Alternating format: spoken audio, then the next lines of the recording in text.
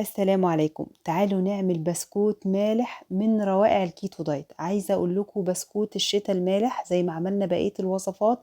البسكوت ده يعني ريحة ايه وتحميصة ايه، بسكوت السمسم واللوز المحمص، ذوبان ايه هش ايه، وزي ما انتوا شايفينه كده بيدوب ذوبان.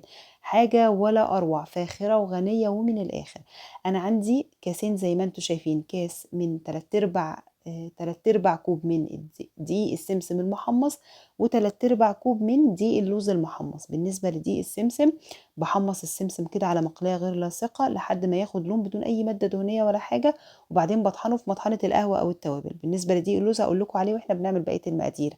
عندي نص معلقة صغيرة من الملح وربع معلقة صغيرة من الكمون الحب، أو ممكن تضيفوا شمر، ممكن تضيفوا حبة سودة، يعني اي حاجه من الحاجات دي، المنكهات اللي انتوا تحبوها.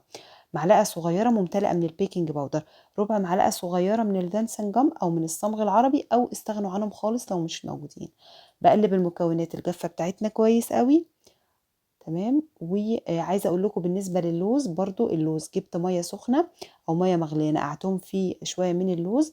وبصوا ده كمون بودره، بس انا حطيت حاجه صغيره جدا على طرف المعلقه لان الكمون الحب عندي ما كانش كافي يعني. بس هو الافضل تحطوا توابل حب، توابل صحيحه، كمون، شمر، زي ما تحبوا. ضفت بقى بيضه بارده من التلاجة، البيضه اهم حاجه تكون بارده من التلاجة، على معلقه كبيره من الخل. تمام. ليه بنضيف حاجات؟ ليه هضيف البيضة وهضيف كمان معلقتين كبار من السمنة البلدي برضو الباردة من التلاجة. ليه؟ عشان انا عايزة اعمل عجينة بسكوت، عشان كده قلت لكم ده بسكوت يعني هش وبيدوب. عايزة العجينة كده تبقى خفيفة وهشة جدا وبتدوب ومفرولة زي ما انتوا شايفين. دي عجينة التارت زي عجينة البسكوت برضو بنستخدم فيها، يعني مش عايزين نعجن فيها كتير، ما بتبقاش عجينة كتير، هي بس بتبقى يا دوبك بنلم العجينة بمكونات سايلة خفيفة. عشان كده احنا ما زودناش السوائل هنا. فانا حطيت دلوقتي معلقتين كبار كمان من السمنة البلدي، وبطرف صوابعي هدخل البيضة والسمنة البلدي في العجينة بتاعتنا. تمام. هتلم وتبقى كورة، وبعد كده ضروري جدا ادخلها التلاجة نص ساعة.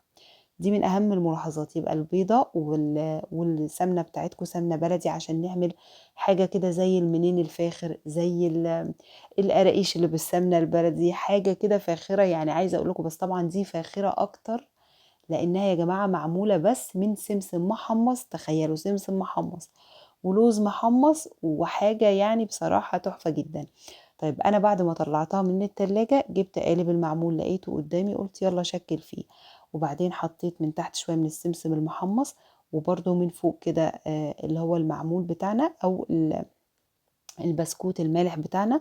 وخدت الشكل بتاعه. انا هخبزه في الاير فراير على 160 درجة سيليزية على البيكنج. تمام. الاير فراير زي ما انتم شايفين حطيت عليه ورق خبز، وبياخد بالظبط تقريبا كده من 15 ل 20 دقيقة، ما بيكملش يعني، من 15 ل 18 دقيقة. تمام. عايزة اقول لكم بقى يا جماعة بالنسبة للوز المحمص بعمل ايه.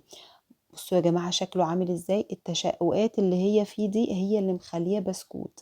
فانتوا لو حابين القوام انعم من كده بس مش هيبقى بالهشاشة والفرولة والذوبان ده، طبعا قدمت معاه بقى يعني قطعتين كده من الجبنة النابلسي وقرن فلفل حامي.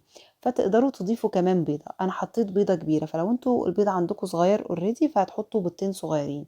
لو حابين القوام انعم من كده مفهوش التشققات او الهشاشة دي فضيفوا كمان بيضة. بس انا صراحة بحب كده قوي. بصوا السمنة البلدي مع الدقيق لازقة في ايدي، اكنه مش معمول بسمسم ولا لوز، اكنه عادي، بس طبعا طعمه فاخر اكتر من كده. خلينا بقى نرجع لنقطة اللوز قبل ما الفيديو يخلص. بنقع اللوز يا جماعة في مية مغلية لحد ما القشرة تفك، بياخد 5 دقايق، وبعدين بدخله في الاير فراير كام دقيقة، مجرد ان ريحته تطلع ويتحمص كده والاقي لونه بدأ يشقر شوية، بقوم بقى واخداه سايباه يبرد، وبعدين احطه في مطحنة القهوة او التوابل على ضربات متقطعة، بحيث ان هو برضو ما يتحولش معاكم لزبدة. خدوا بالكم بقلب وعلى ضربات متقطعة لحد ما كله يبقى دقيق وابدأ استخدمه. باخد منه 3/4 كوب من دقيق اللوز و3/4 كوب من دقيق السمسم. طبعا تقديمه بقى يعني بصوا قد ايه هشاشته يا جماعة وذوبانه مع الشاي والجبنة والفلفل الحار، حاجة ولا اروع. وصفتنا طبعا كيتو دايت لو كارب مرضى السكري، واشوفكم على خير.